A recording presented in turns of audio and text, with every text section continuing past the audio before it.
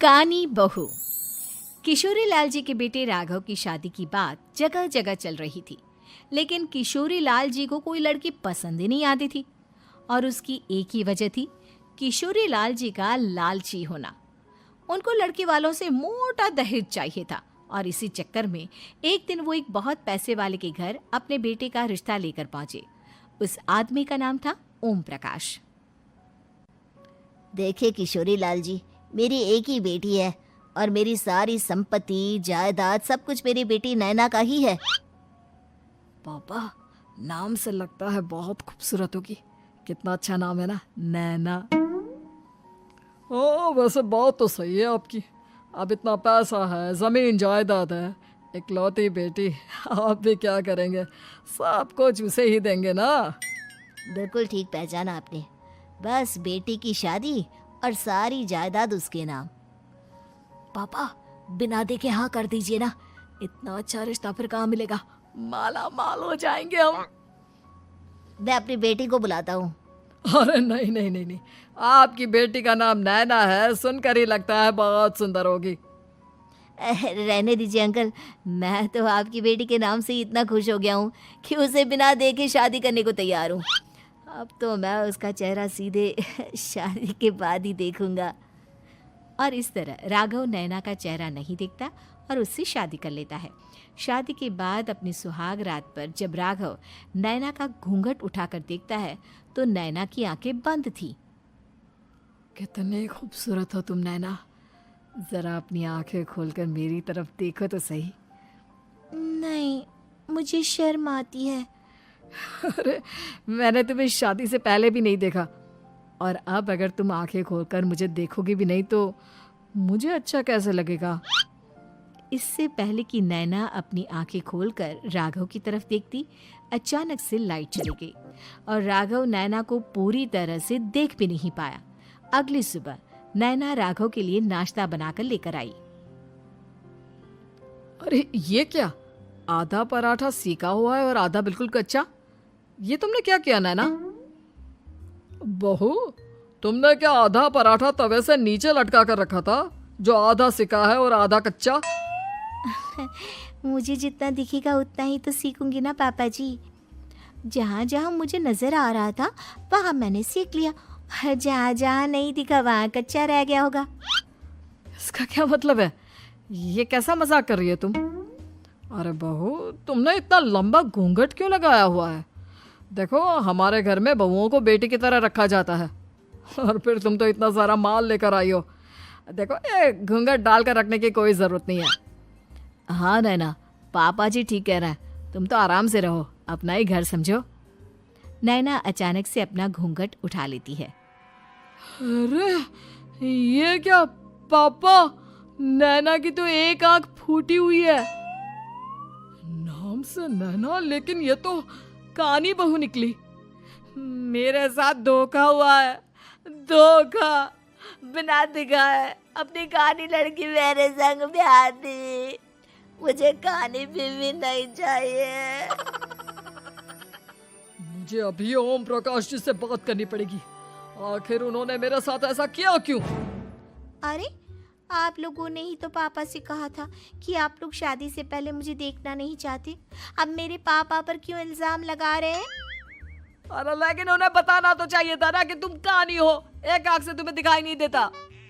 किशोरी लाल और राघव नाराज होकर ओम प्रकाश को अपने घर बुलाते हैं। पापा जी, ये आपने क्या किया? शादी से पहले बताया क्यों नहीं कि नैना की आंखों में परेशानी है? अरे, आप ही ने तो लड़की देखने से मना कर दिया था। और लेकिन आप बता तो सकते थे। आपको तो हमारी बेटी की प्रॉपर्टी चाहिए थी, वो भी पूरी की पूरी। अब क्या हुआ अगर उसे आधा दिखाई देता है? प्रॉपर्टी तो आपको पूरी मिल गई ना। अरे ये क्या बात हुई? मेरी शादी प्रॉपर्टी से नहीं, आपकी बेटी से हुई है। अब ये तो पहले सोचना चाहिए था, तब तो मेरी प्रॉपर्टी देखकर तुम्हारी जुबान लप लपा रही थी। लेकिन मैं कानी लड़की को अपनी बीवी बनाकर नहीं रख सकता। पापा, कुछ करिए ना आप। हाँ, करता हूँ। देखिए ओम प्रकाश जी, आप हमारे साथ ऐसा नहीं कर सकते।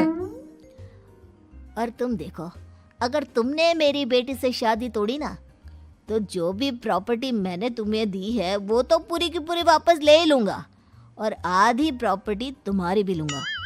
अरे मेरी आधी प्रॉपर्टी भला क्यों लेंगे आप? इसलिए क्योंकि मेरी बेटी को आधा नजर आता है और उसकी नज़र अभी तक तुम्हारी आधी जायदाद पर ही पड़ी है। अब तुम उसे घर से निकालोगे तो कुछ तो लेकर जाएगी ना। और अगर हम आपकी बेटी को अपने घर की बहू बना कर रखे तो? तो तुम्हारी पूरी प्रॉपर्टी तुम्हारी ही रहेगी, और जो मैंने तुम्हें दिया है ना, उसमें से बस मैं आधा लेकर जाऊंगा। अरे लेकिन अब आप अपनी दी हुई प्रॉपर्टी में से आधी वापस क्यों लेकर जाएंगे? अगर मैं आपकी बेटी को अपनी पत्नी बनाकर रखने को तैयार हूं तो? इसलिए ताकि भविष्य में अगर तुम मेरी बेटी को धोखा दो तो उसके पास कुछ तो रहे जो पति का हो। वैसे मेरे पास तो बहुत कुछ है, लेकिन अपने पति की कोई निशानी तो उसके पास होनी चाहिए ना। अब अगर तुमने मेरी बेटी को कानी कहा तो तुम्हें प्रॉपर्टी भी कानी ही मिलेगी, पूरी नहीं। जमाए राजा। किशोरी लाल और राघव समझ चुके थे कि वो बुरी तरह फंस चुके हैं और अब उनके पास वहां से निकलने का कोई चारा नहीं है। अब समझ में आया ना, लालच बुरी बला होती है। एक तो तुम्हें प्रॉपर्टी मिली, ऊपर से बीवी मिली, उसमें तुम्हें नखरे भी दिखाने हैं। आए बड़े, चुपचाप बैठो दोनों। कुछ दिनों के बाद नैना राघव की कार लेकर बाजार घूमने निकलती है और जब कार लेकर वापस आती है, ये क्या? एक तरफ से मेरी गाड़ी पूरी खराब हो चुकी है। लगता है तुमने मेरी गाड़ी को किसी दूसरी गाड़ी के साथ एक्सीडेंट किया है। अरे अरे कितना बड़ा नुकसान कर दिया तुमने बहू। वो क्या है ना पापा जी, मुझे एक आंख से दिखाई नहीं दे रहा था, सामने से गाड़ी आ रही थी। मुझे तो सिर्फ आधा ही दिखाई दिया और वो गाड़ी मेरी कार से रगड़ते हुए निकल गई। अब मैं क्या करूं बताओ? आप इसे ठीक कराने के पैसे कौन देगा? तुम्हारे पापा? तुमने मुझसे इस तरह से बात की? अभी रुको। नैना राघव की शिकायत ओम प्रकाश को कर देती है। देखो राघव, अब जो मेरी आधी प्रॉपर्टी तुम्हारे पास थी ना, उसमें से आधी और मैं लेकर जाऊंगा, क्योंकि तुमने मेरी बेटी को डांटा। अरे नहीं नहीं पापा जी, गलती हो गई, माफ कर दो। गलती की तो कोई गुंजाइश ही नहीं। अगली बार मेरी बेटी को डांटा तो बची हुई आधी में से आधी और ले जाऊंगा। लालच के चक्कर में हम दोनों ने बहुत बड़ी गलती कर दी बेटा। एक तो तुम्हें कानी बहू मिली और ऊपर से जो माल मिला वो भी काना।